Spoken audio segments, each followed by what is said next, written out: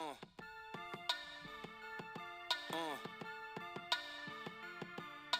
morning. Good morning. Good morning. Hey guys, this is Davis Spindle with the Morning Deuce. It's Friday, which means my last day of regular work. Had a great time at my company covering national news, met some lifelong friends and some key contacts that will keep weaving their way in and out of this podcast, I'm sure. But we're going to go big or go home. So, we're about to jump off the cliff. So I need your help. Follow, subscribe to my #trending YouTube page and listen to the podcast, share them, whatever. Tell me if you like them. Give me some feedback. Tell me if you don't so I can make them better. And when I'm on iTunes and Google Play and stuff really soon, subscribe to those so you get them downloaded to your phone right away. Because we're going to make this thing work. We're going to kill it. #tell your hot friends because every hot friend matters. Today we have 3 awesome guests for our Friday podcast. 3 journalists who covered the RNC and the DNC in Cleveland and Philadelphia. Greta Wall, Kargaran, and Desmond Miller. Greta and Ash were live on national television giving their analysis. Desmond was a videographer, and they talked about what the event was like from a media standpoint and, their perception of how the speeches went down and what it was like to cover, these massive events in a presidential year. So I hope you enjoy it. I hope it offers some insight to those huge events. And so follow me at DSpin for the win. That's the number 4. At #trenders for the website. And make it so I don't let my dreams be dreams. Anyway, let's toss this interview. It's awesome. Have a great weekend. Later. Deuces. Hello, everyone. Welcome to the Morning Deuce with DSpin. We have a couple guests here today. We have Ash Kargaran, Greta Wall, and Desmond Miller, all of whom went to both the Democratic National Convention and the Republican National Convention and covered them for a national news outlet. So we're going to talk about what those events were like, and you guys have been following the 2016 race for like 11 or 12 months now, chronicling it every day, and we wanted to...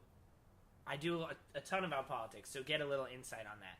So I guess my first question is, this was everyone's first convention, right? So what was it like? The first one was the RNC. What was it like the first day when you rolled up to the building in terms of, did it meet your expectations? Were there as many people, security, all of that stuff? Compared to like a normal debate or a normal event, what was it like?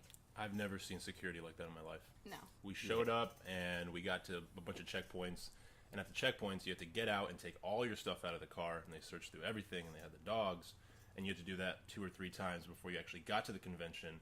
More security, got inside the convention, more security. Everywhere you went, there was some security checkpoint that you had to pass through. Yeah, and it changed every day. Some days they would put you through, put your stuff through an X-ray machine. Some days they would just take all your stuff out of your bag, so they weren't consistent on the way they were doing it every day. I think to kind of not be doing the same thing every day. But seriously, the tightest security I've ever seen in my life. I think tighter, though, at the RNC than the DNC. Way tighter at the RNC. Yeah. I mean, at one point, they were even checking phones to make sure they worked as phones. You had to hit your home button. And I had 4 phones on me. It was crazy. Yeah. I had a water bottle. You have Zach Randolph burners for, the women who Hashtag aren't tip phones. #tip phones. Exactly. I had the tip phones, for the IFBs. Yeah, so that you could contact everybody. Yeah. I had a water bottle with me that was completely sealed, and they were like, "Oh, you have to open this and take a drink of it so we can be sure that it's safe for you to take inside." And I was like, "Really? You're gonna make me drink this water?" They're like, "Yeah, you have to drink the water." Like it's a high school dance, and they want to make sure you don't have booze. Yeah, or that it's not something that's gonna explode.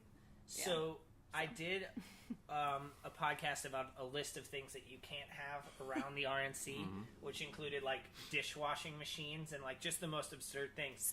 Stoves. But one was tennis balls, and people were actually protesting the thing by having tennis balls just to make the cops take away their tennis balls. Were people fairly? Did you feel the security made things safer and you were thankful that it was there, or was it just like a complete annoying hassle, or what was the situation? I was fine with it. I mean, when you consider the event, when you consider the candidate that was speaking and how much vitriol and hatred there is towards them, it's better to be safe than sorry, because there are a lot of crazy people out there protesting, and the list was kind of ridiculous. So there was also fruit that you weren't allowed to take, whole fruit. You couldn't take that. You couldn't take umbrellas, even though it was raining at some point. But I think, looking back, I would much rather have to go through all those security checkpoints than, have it more lenient and then have some, crazy stuff go down. I felt really safe inside, so I guess that's what matters. Was it annoying for you because of all the equipment? No, because we only brought in equipment one day, but like they said, I never felt safer. Yeah. Seriously. Yeah. I mean, there was so much security. I never saw that much law enforcement anywhere before. Not to mention, when you go through different sections of the arena, you have to have your pass at all times. So even if the person knows you and they see you going in and out every day, they still say you need your pass. So every single place you went all around Quicken Loans Arena, they were making sure that you are who you are, and that's after all the security checkpoints you went through. So they were taking no shortcuts for that. So is this something that was like, I always picture it as like the Super Bowl for political journalists. Mm-hmm. Like, were people who were covering it kind of freaking out? Because you think of the Super Bowl, if you're a sports journalist, as such a huge event to cover, and there's just unreal media attention and security. Is this like the political Super Bowl for the rest of the media? I mean, what was it like the other media members that you were around? I'm not sure. I've never been to a convention before, so I'm not sure how this compares to previous ones. But I know I was told that this is unlike any of the other ones, because we, almost every single morning, had no idea what the schedule was going to be like until maybe like an hour before. Yeah. Compare that to the DNC, where weeks before they had the schedule already laid out, in detail. But at the RNC, it was kind of just a free-flowing thing. So people were just waiting to see what happened and then kind of acted on it. As far as like Media Row went, there were a lot of people that skipped out on the Republican debate. A lot of like big names like Marco Rubio and stuff who didn't show up. But for the people that did, it was a big crowd. Like when Milo came, or when like Ann Coulter came, there was just like huge groups. Don King. Yeah. When Don King was there was just like a giant group of people around him at all times. So I want to talk about that. You interviewed Milo, so you should probably explain who Milo is, and then talk a little bit about what it was. You should let Desmond explain, since Desmond and Milo had a little connection. Yeah, were you guys... Connection? Yeah, she was looking for you. I mean, but... I'll leave this to Greta. He's irrelevant to me. Yes, shots fired at Milo. I like it. Milo Yiannopoulos is he's a British journalist he's a tech editor for Breitbart and an very outspoken gay Trump supporter. Okay. He loves Donald Trump. And so he was doing an interview with a radio outlet like right next to us. And his manager came up to me and was like, hey, if you guys want to interview Milo, like, you guys can have him. And I was like, okay, sure. So they brought him over, and I interviewed him, and that was the craziest interview I think I've ever done. He's so, like, eccentric, and it's weird. But, like, in a great way, it's like he's like, I don't know. He's like crazy. He had an Instagram photo the other day that's just him looking off to the side, and the caption just says, "I'm glad Harambe is dead." Yeah. I feel like he might just be a troll for the sake of being a troll. Do you think he 100% believes what he's doing, or do you think he's just sort of picked an avenue that fires people up? Like, outspoken gay British Trump supporter, is that just something to get eyeballs, or is it like, is he the pretty girl who's wearing low-cut dresses to get attention, or is he actually like... I mean, I don't know. Our conversation literally consisted of the few minutes that were on the network, and then he walked away because he had to get to another interview. But Greta also interviewed him like maybe an hour before his Twitter suspension. Okay. Yeah, so like right before. So that hadn't happened yet. And so then I know one of our talk shows talked to him after the Twitter suspension. And such. He was basically pretty adamant, like, I'm being persecuted because I'm a conservative white Trump supporter. Yeah.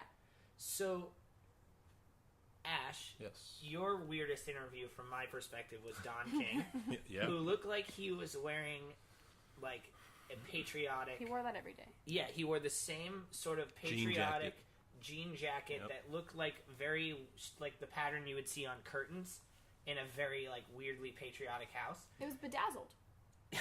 It should have been burned. LeBron, his jacket. You were in Cleveland. Oh my But god. it was bedazzled, and then he had a bunch of necklaces on too. Yeah.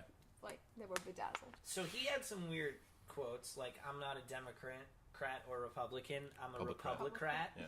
What does that even mean? Like, what was it like trying? There, he would go off at points where it just felt like you were along for the ride. By far the easiest interview I have done and probably will ever do because You didn't have to say anything. Yeah, you take the microphone, you put it next to his face, and you just let him go. And the hardest part is kind of trying to find a moment to cut in or a moment to change the subject because he just goes on and on and on. And as soon as he finishes one sentence and he goes to the next thought, it's like immediate. Where he just talks about being a Republicrat and then immediately goes into some Bible verse about white women or something like that. And he just switches gears really, really fast.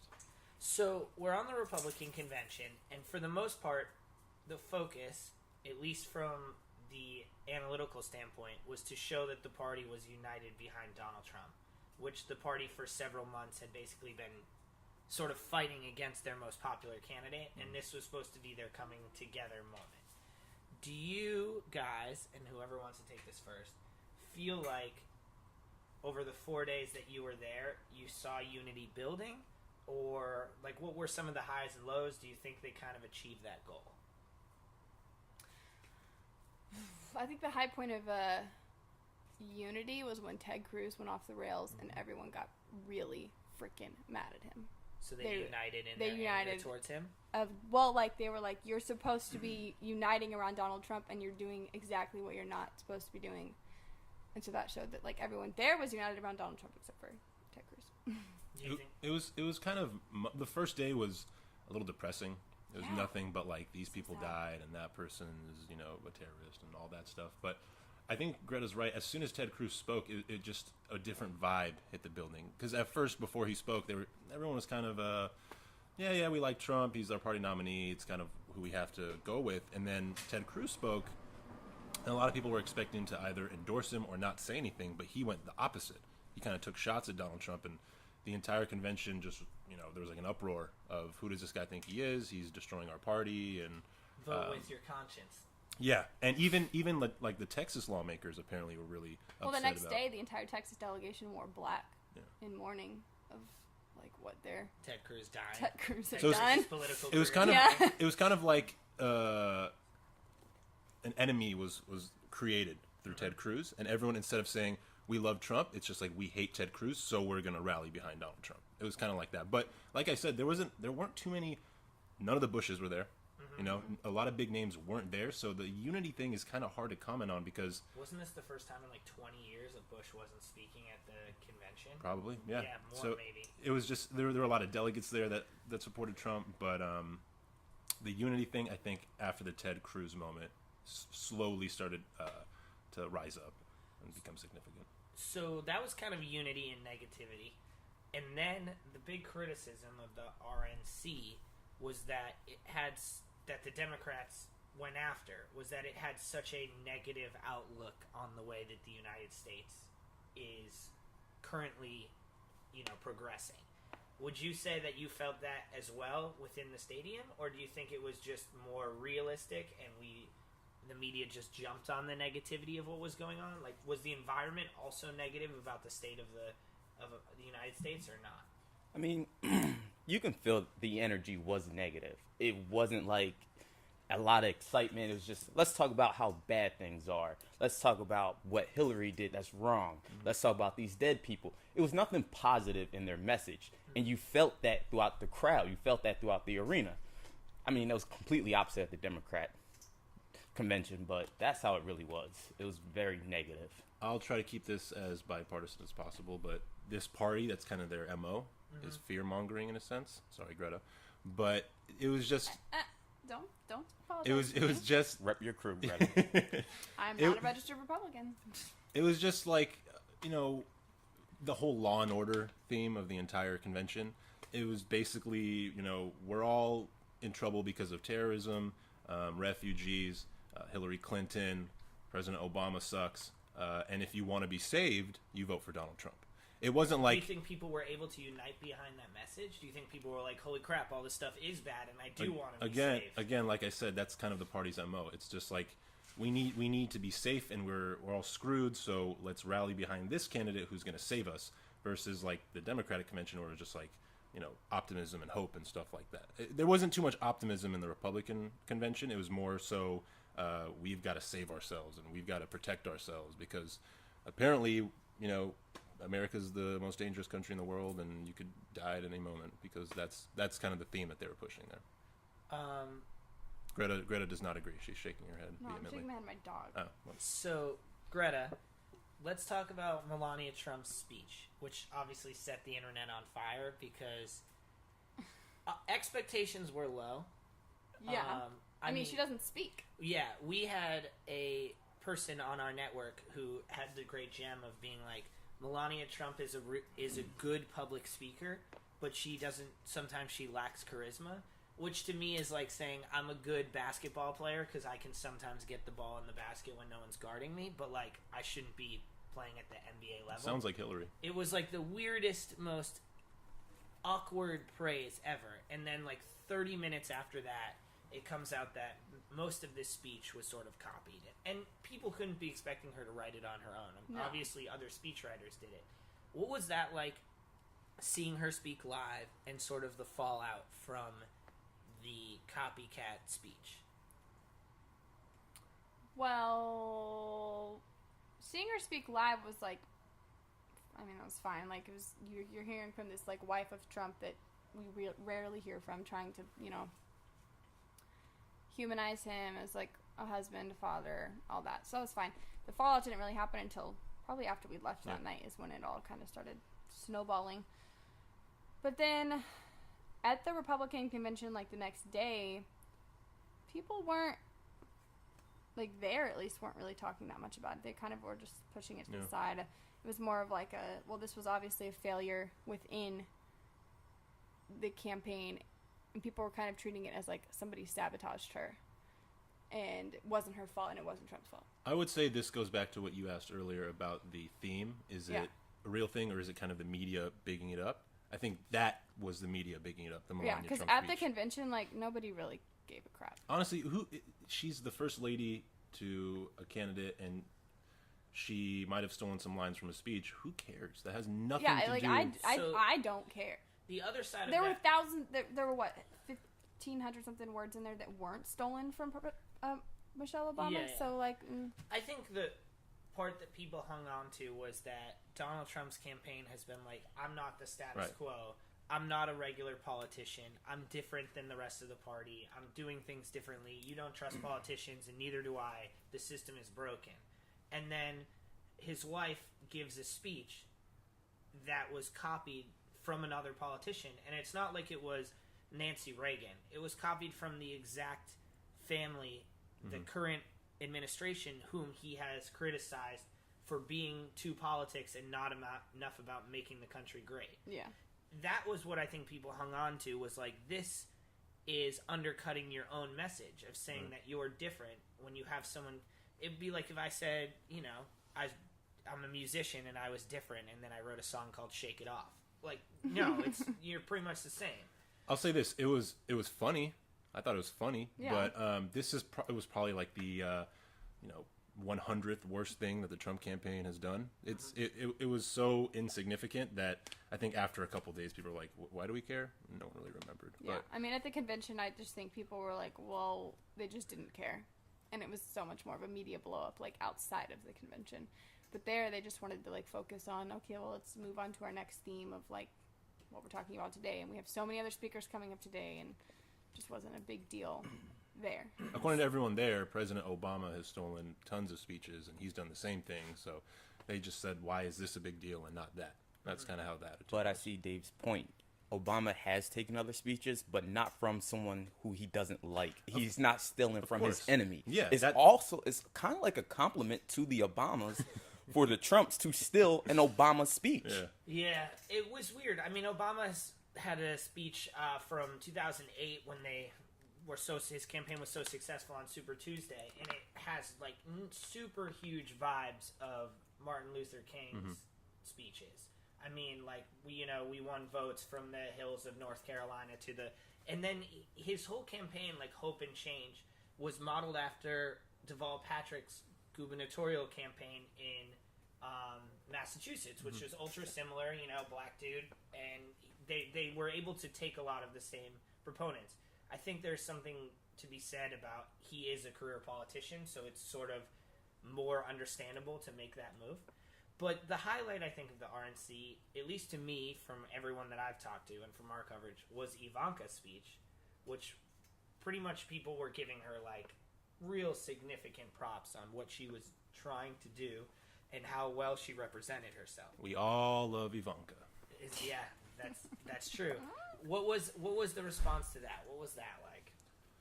She's like, remember when Michelle spoke at the DNC and everyone said, oh, she should run for a position, she should run for the Senate. I think that was the same thing with Ivanka. They look at her as like the sane one of the Trump family, the person who's pulling the strings behind the scenes. I think that's the vibe that Ivanka gives, where she kind of understands the game that's being played, and she's just trying to push her father, the campaign, in a specific direction. And she seems like the damage control person. Like when he says something that's way out of line, she'll come in and say, he doesn't really mean it. This is what he's talking about. And so I think her speech was more so the professional grown-up speech right before he came up and just complained and bitched and moaned for like an hour and a half. See, I kind of liked his speech.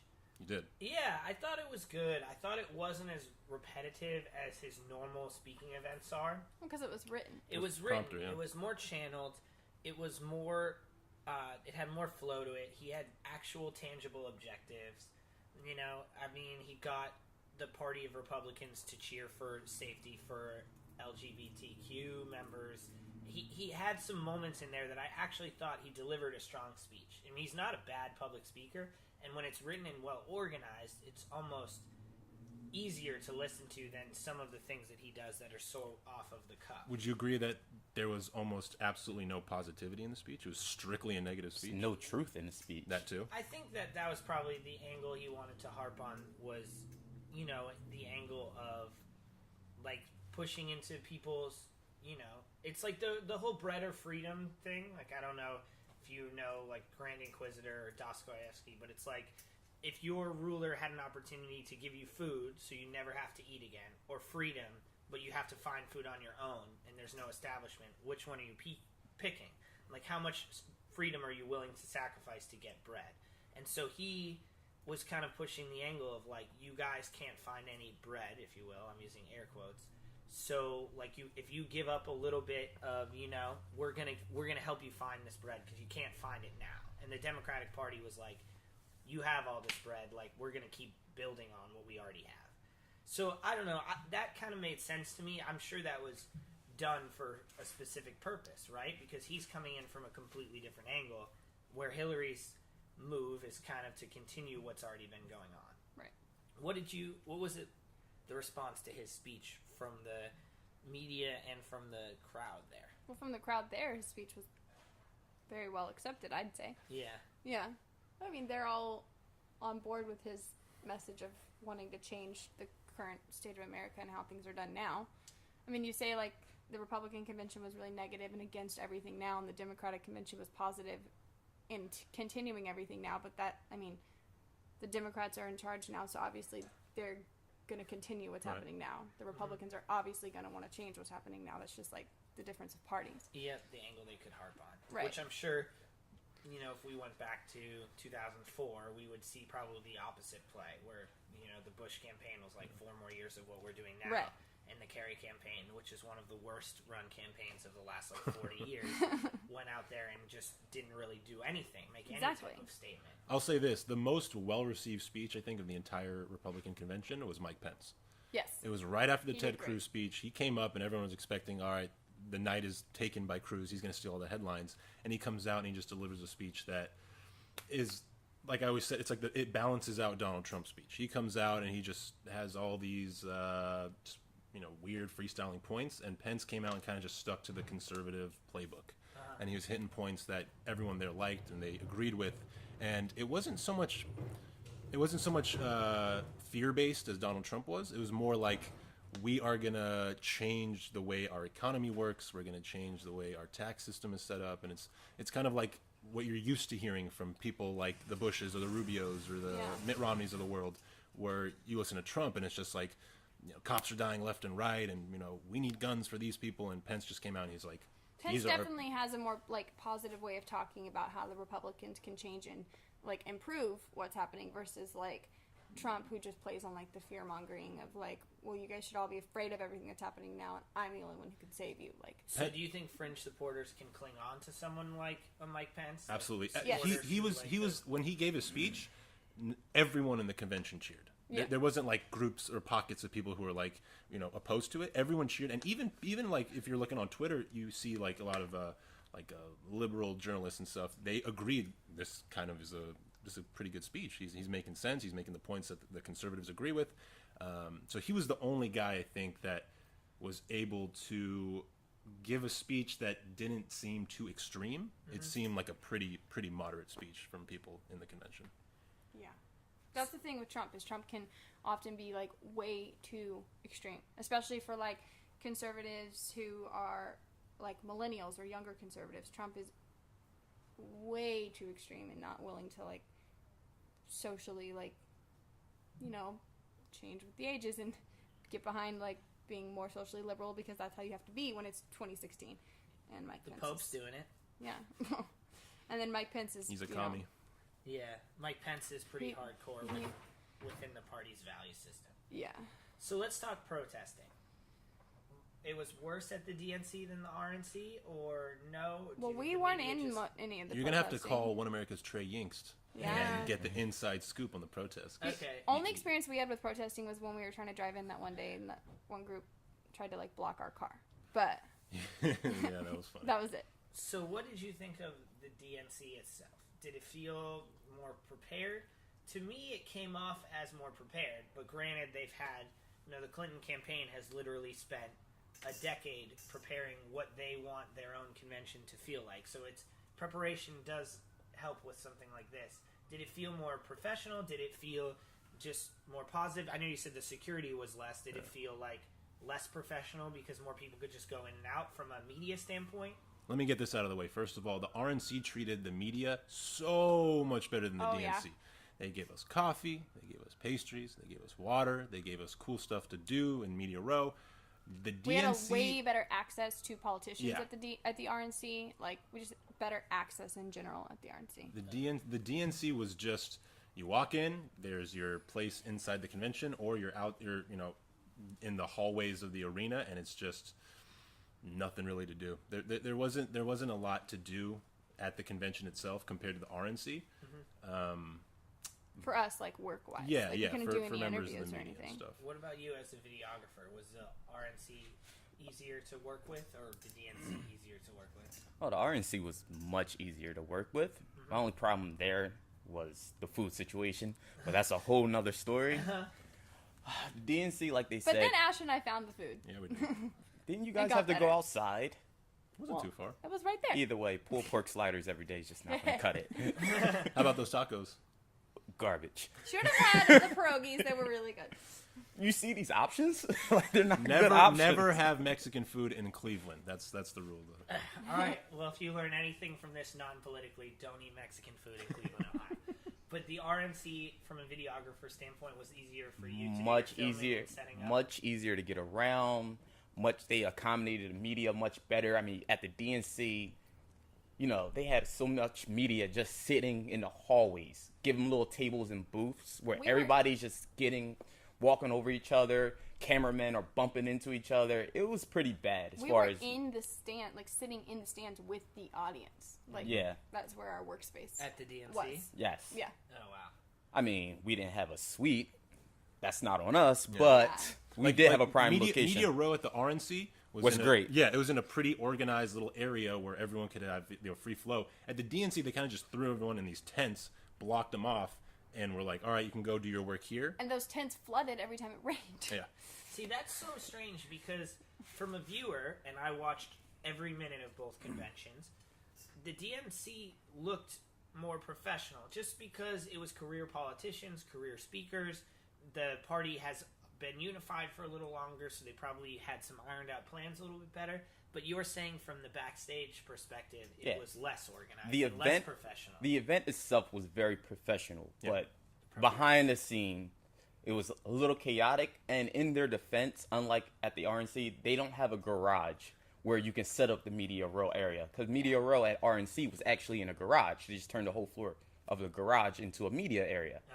At the DNC, you go outside, it's 100 degrees because it was in the middle of a heat wave and there's tents. Yeah. I think the DNC, like, just by being on the floor at both of them, too, was a little smaller.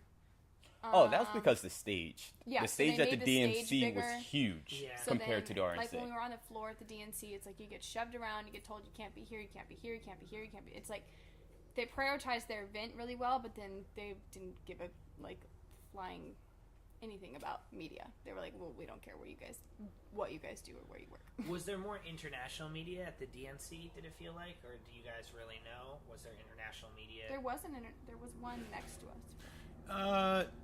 It was I similar. feel like it was about the same. Yeah. The media, I think, like they go towards the RNC more because there's more drama there, and the candidate there is more well known around the world. Yeah. Well, it's debatable, but we saw what's his name, Triumph, the insult dog. Yeah. He was there. He was at the RNC. I didn't see him at the DNC. And the access at the RNC was a lot easier for members of the media. Like, people were coming around talking to you, and at the DNC, I didn't see anybody. Like, No. we saw, like, Cory Booker on stage. You never saw Cory Booker behind the scenes. You saw, like, Gavin Newsom on the stage. You never saw him behind the I mean, scenes. you guys definitely had less notable interviews at the DNC. Like, Yeah, Because and that there was was- just based on access. Like, there we was did not have nobody. access. There was the only people walking around at the DNC were delegates, and we don't really care about the delegates too much. But at the RNC, you had like politicians, you had media members that are coming down and just walking. campaign members. Yeah, direct just campaign walking members. like amongst the crowd. Versus the DNC, it just felt like they were kind of like keeping them on lockdown. Like, all right, you do your speech, and then you get the hell out of here, out of sight. You know, don't talk to anybody, don't do anything. That's kind of how it felt like. Buttoned up. Yeah, and that's what was kind of boring for. See, for I kind us. of disagree because the few times I did walk around, get some extra B-roll, I did see a lot of big-name people. They just weren't giving the interviews that the RNC people did. Yeah. So it wasn't that they weren't around; they just weren't they weren't accessible. Yes. So, what about the speeches there? Obviously, more career politicians went off because some of the career politicians of the Republican Party didn't really attend the convention. So we heard from Michelle. Her speech was really well liked. What did you think of that, Greta? Of her speech? Yeah. I mean, I think it would be a weird situation to come in. I was surprised she didn't completely acknowledge the whole Melania Trump Well, I situation. don't think the Obamas are people that would acknowledge that situation. So I think she puts herself above things like that. As she said, when they go low, we go high. That was So- kind of the point. Yeah. But she had one of those speeches where people were like, "She's so good, she should run for office." Which Yeah. I feel like I hate that. I hate any that. non-politician that gives a speech on a stage like that, that's Yeah, like the because she's never been feedback. dragged through the mud. She's the first lady who doesn't really have too much controversy. As a first lady, she's gone through a lot more than previous first ladies. True. But if she was like a candidate, you'd have way more digging. dirt they'd be trying to dig up on her. So when she speaks, it's like, well, how could you not like Michelle Obama? Yeah. And she's a good speaker, and she's Yeah. President Obama's wife. So Did she motivate the crowd? Yeah. Oh, yes. oh yeah, big Yeah. time. She got people moving a little Well, and bit. she got people, she put her support behind Hillary as like a woman. But then she talked about all the great things that her and Barack have done over the last 8 years. So- And just how Hillary Clinton will be a continuation of that. So that was the hard part for me, is that, and I don't want to go like too far off the rails, but Hillary Clinton as Secretary of State was very into the TPP trade deal. The Obamas are super into the TPP trade deal, as are like Joe Biden and other members of the Democrat establishment. Hillary has swung her position on the TPP. She says it's because the deal isn't as good as what she had previously hoped to arrange. But there's also some talk that it's just because the common public doesn't support it and she's in an election year, she swung her thoughts. So you see the Obamas saying it's going to be more years and, Hillary's great and everything like that. But you know there must be some internal struggles like, hey, why won't you support us on this thing we're trying to push for our current administration? Was any of that palpable, or was it all swept underneath enough that it just felt ultra-united, even if it wasn't? You couldn't even get a sense of anything close to that. They were so behind one another that the only people who were kind of pushing that narrative were the Bernie Bros, who were just in the corner of the convention with giant anti-TPP signs and giant like anti-Hillary signs. But from the Obama family and from the Clinton campaign, it was nothing but unity. It was like they were on the exact same team. It's like '08 never happened. Like they've always been on the same side. And I would say that Hillary has been known to change positions, and I would not be surprised if when she, a couple months down the line, or even when she becomes president, will switch on the TPP thing. I would not be surprised at all. Yeah, because it was a huge part of her legacy as Secretary of State, which is not illustrious in a lot of ways, so it might be something she tries to build upon. Well, let's talk about Sanders. I feel like his speech was really good and kind of got swept under the rug because it was so early and the Democrats kept bringing out more and more speakers. Biden killed it. Obama was amazing up there. But those are classics. Like, what they're going to deliver because they've been giving speeches forever. But Bernie's speech was kind of interesting. Like, this election isn't about Hillary. It's not about Donald Trump. It's not about Bernie Sanders. It's about all these sort of beliefs that we want about, building the middle class, all this different stuff. And then he did the whole gesture of basically asking for a unified declaration of Hillary's nomination. What was it like when the Bernie supporters he took the other road and gave a speech that was very like, this is the movement we want and we can still find it here, and also like, now I'm with Hillary too? What was the feeling behind all of the thousands of Bernie supporters that went to the convention to be like, this whole thing is rigged? Because this is right after the email situation. Right. There are two types of Bernie supporters. There are the hardcore Bernie bros who will never vote for Hillary Clinton, and then there are the other ones who are kind of just waiting and seeing what Bernie said and what he kind of told them to do. So after his speech, you had maybe a quarter of them or half of them who said, well, I was holding out, but after hearing his speech, I'm going to vote for Hillary Clinton because I want the Democratic Party to win and not Donald Trump. Then you had the other ones who I kind of label as like revolutionaries who will never vote for her because they don't want this same two-party system. They don't want these same candidates. They want change, and you can't have change if you just fall in line. So no matter what he said, they weren't going to vote for her. Did they turn on him? Not really. They kind of just... Were they more riled up because of the whole committee chair is forced to step down right before the convention because she has all these emails saying basically that they were trying not to support him at all? First of all, they were... The worst part of it, from my perspective, was how they tried to silence them.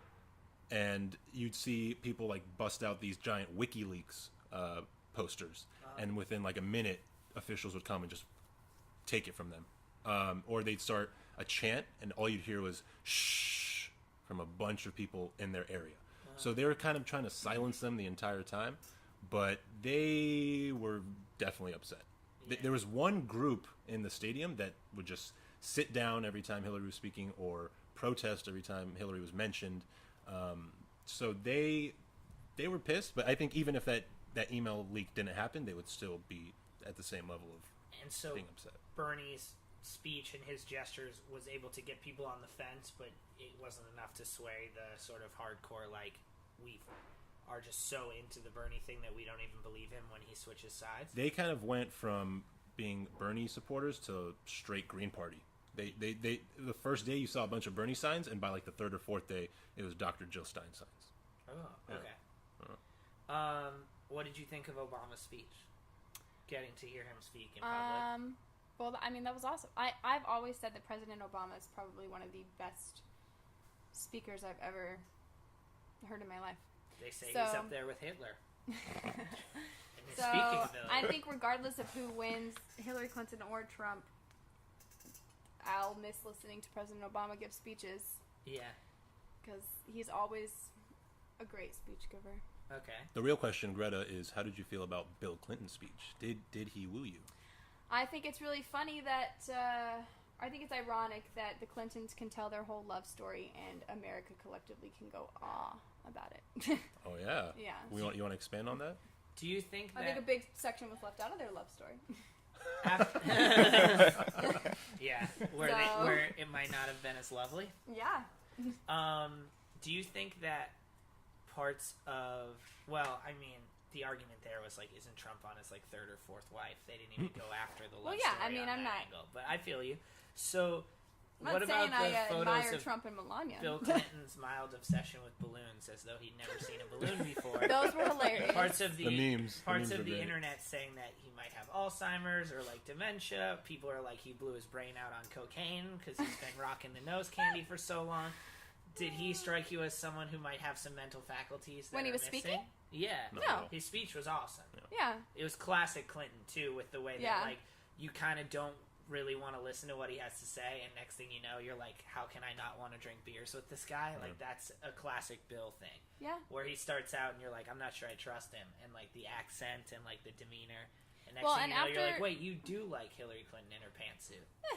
Well, and then going back to President Obama, like after Michelle had come out and put all of her support behind Hillary, I mean, he just came out and just hammered that home on how behind Hillary Clinton he is as the sitting president.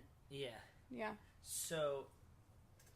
So with Hillary then giving her speech, she's the exact opposite of President Obama. Like, you could listen to him speak 100 times, and it's still captivating. Even if you hate what he's saying, it gets you riled up to hate what he's saying because he's such a good speaker.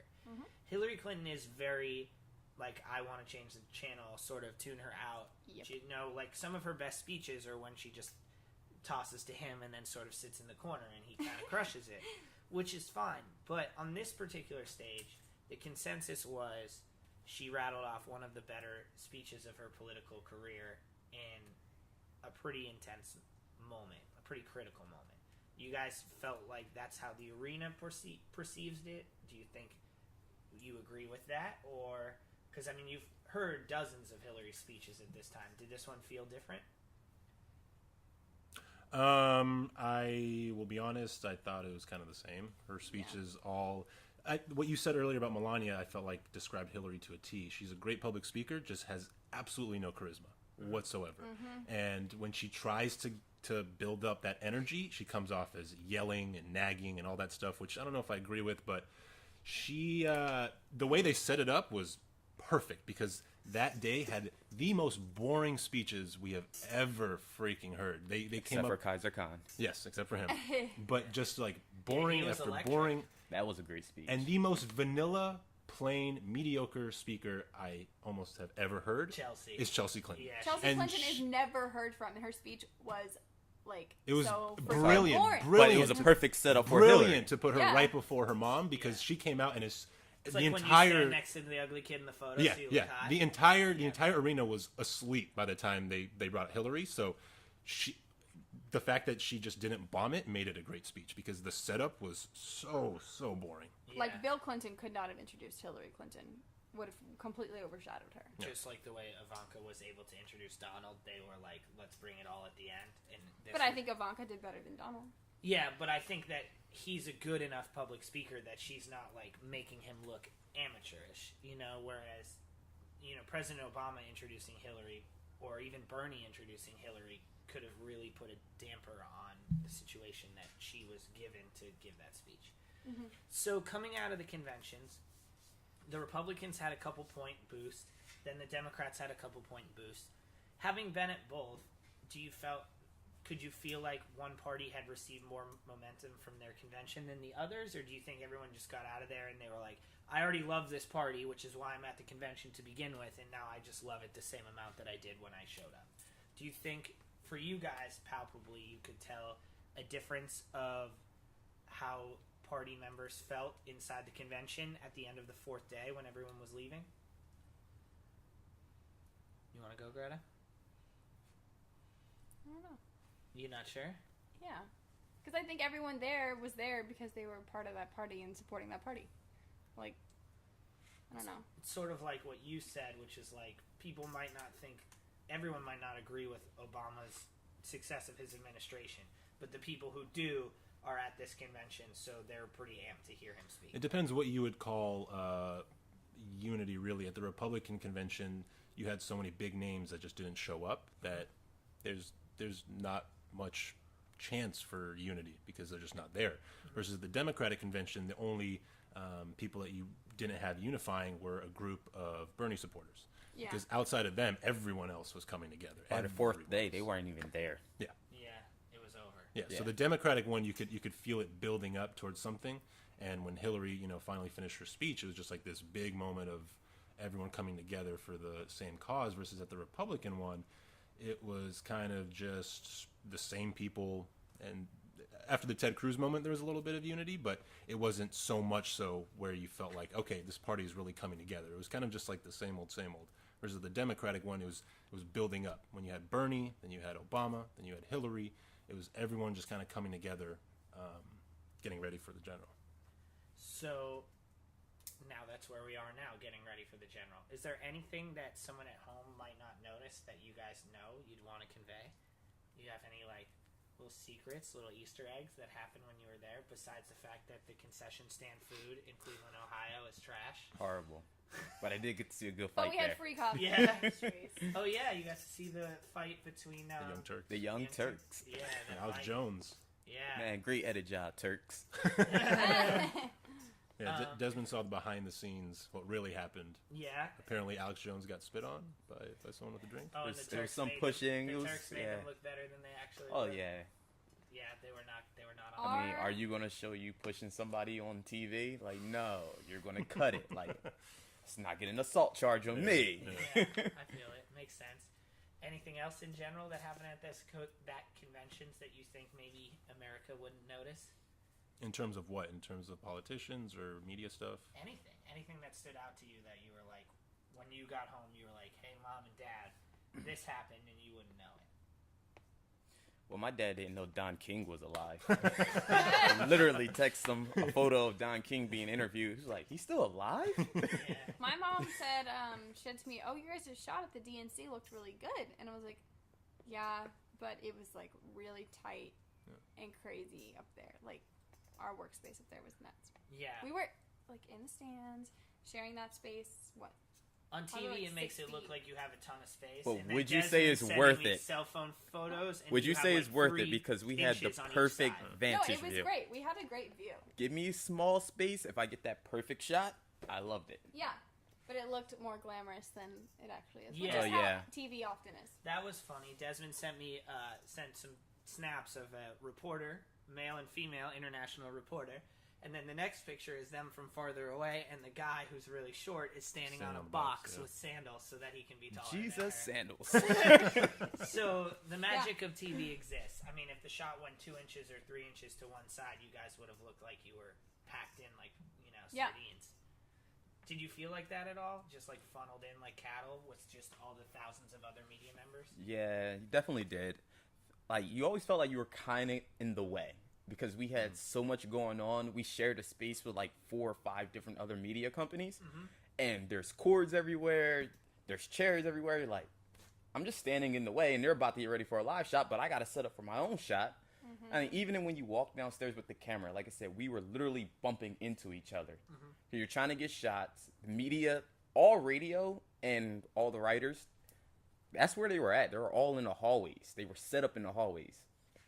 So it made it really bad. It was really congested. So you kind of felt, like I said, like you were in the way. Cool. Very cool. Well, not cool that you're in the way, but cool that you were able to like share this sort of behind the scenes view with us. All right. Well, now this is the part where I'm going to make you all sign a paper in case you become even more famous, so that way I can keep your signatures forever. You get to pick what song we end the podcast with. What was that stupid song we listened to every day in the car? Oh, I Got the Keys by Jay-Z and Future. Greta's favorite song. Every God. single day it came Yeah. on. Turn down that Jay-Z dash. Yeah. We don't like Jay-Z. Yeah, that's how we're ending. Jay-Z's overrated. So that's how we're ending the podcast. I got the keys. Shout out to Steak and Shake Oh in my god, Akron, we ate Steak and Shake Ohio. every single Shout out to Steak and Shake. Anti-shout out to all the goddamn Clevelanders who promised us that places would be open till 4 a.m. And we ended up traveling there at 2 a.m. It's to Greta's find fault. out. Yeah, No, kinda Greta's fault. that's The that licking little lizards bartender open. Yeah, that- Greta took us on a wild goose chase the first night, and it did not work out That was too the well. person at David B's that told us to be open. Yeah, but But shout out to the bartender. yeah, huge The shout out bar to the is bartender very there. cheap. Big shout out to Steak and Shake for hooking us up 4 And nights he in a kept row. his kitchen open that last night for us. He did. We had some good hospitality in the city of Akron. Outside of that, the place was freaking dump. Sorry Did to everyone in LeBron's Akron. wife make you cupcakes like she did for the community She did not, but we when asked. she moved home? We asked him if LeBron's house was close, and it was maybe 2 blocks away, and we were gonna go egg his house, but we didn't because we're decent people and not huge. And Kobe also, you're worried stands. about getting in trouble. A little bit here and there, but no, it was a cool experience, and I wouldn't trade it for the world. And I fell in love with Philly cheesesteaks. That's for sure. I thought you were going to say a girl after you said I wouldn't trade it for the world, but you were just talking about the cheese. No, food over everything. No, he ate a cheesesteak every day. Every day. Every day. And the Philly first cheesesteaks It was a are big delicious. upgrade from Steak and Shake. so though. yeah, absolutely. The first day we went to Gino's, Yeah. Mistake. which was absolute garbage. Yeah. Told you not to go. Yeah, that's true. Pat's and Geno's right next to each other. Yeah, so we went to Gino's the first day, and I said, "Wow, this is exactly like a Philly cheesesteak you can get anywhere." Yeah. And I thought they were kind of overrated. And then we went to Jim's. and that was the most delicious sandwich I have ever. You got it with freaking- Cheese Whiz, And I right? got it with Cheese Whiz, and Which is important. I thought Cheese Whiz would be kind of trash, but when I had it, it was electric. Tell him what you thought delicious. Cheese Whiz Electric. was. I thought Cheese Whiz was cheese in a can that I thought you it was sprayed spray out. cheese. That's sort of what cheese was. No, No, Yes, it's not. thank No, you. it's not. Thank you, Dave. No, Cheese it's Whiz not. is like it's like Here we go. almost like nacho cheese. It's in a can. Cheese Whiz 101. It's not spray cheese. Well, they can get Cheese Whiz in a spray can. Like, No. You can do that. Tell him, Dave. No, you that's can't. spray cheese. All right. Well, Jim's in Philly. I took him to Pat's the last night. Pat's is Yeah, okay. we went to Well. Pat's last night because Jim's was already closed. Pat's a little too small for my taste. Jim's had the. Pat's is mediocre. Size, yeah. It's okay. Yeah, it's famous. It's Super way better than Also, Geno's. I got a glimpse of Philadelphia hospitality when our own John Hines went up there and said, "Can I have a beer, please?" He said, "What kind of fucking beer do you want?" Immediately, and giving him a dirty look, and I said, "Wow, I need to move to Philly because these are my people. I These love, are my people. I love customer service like I that." fell in love with cheesesteaks and people dropping F-bombs. Yeah. Welcome to the northeastern part of the United States. It was great. I loved it. And Philadelphia respects the hometown hero Kobe Bryant, so got to give him a shout out for that. Yeah, even though he's Italian. All right, so there it is. So I got the keys. That's what we're playing. I think now you guys just say the catchphrase and we're done. Do you remember the podcast catchphrase? I say it pretty much every day. I think I only listened to you twice.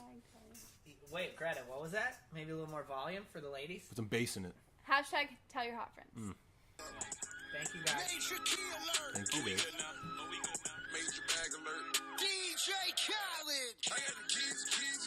I got them keys. I got them keys. I got them keys. We go to go to bleed the field. I know the judge, I'm gonna shoot him. I feel like you haven't written that much lately. Oh yeah! I second that. Lazy. How we still slaves in 2016. Keep it light, keep it bad coming. Every night another bag coming. I ain't been asleep since 96. I ain't seen the back of my eyelids. I've been speeding through life with no safety belt. 101 with the corner with no safety help. I put fun like Josh Norman. I ain't normal. Just a project out in Beverly Hills, California.